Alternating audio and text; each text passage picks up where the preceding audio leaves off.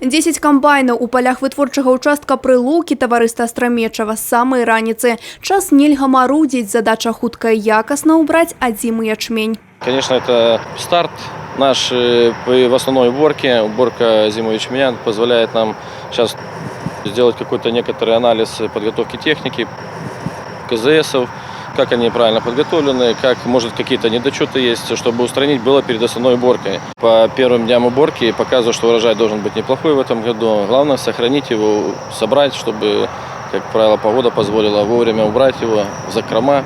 Сапраўды, вынікі працы аграрыяў залежаць ад надвор'я, якое змяняецца літаральна на вачах. Са слоў спецыялістаў, сёлета за дажджоў тэрміны ўборкі крыху змясціліся. Азімы ячмень зрэе на 2 тыдня раней астатніх зерневых. Ужо з 581 гектара гэтай культуры ўбралі 511, а гэта амаль 90%. Намолочено 2485 тонн при урожайности 55,7 центнеров гектаров.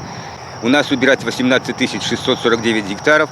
Дальше будет уборка зависеть от, будет жарко или будут идти дожди. Усяго ў Брэсцкай вобласці плануецца ўбраць 344 тысячы гектараў зерневых і зернебабовых культур. Ураджайнасць азімага ячменя больш за 50 цэнтнераў з гектара. Зараз намалот гэтай культуры ўжо 20 тысяч тонн. Плануецца, што сёлета вобласць намалоціць на 7% больш за мінулы год.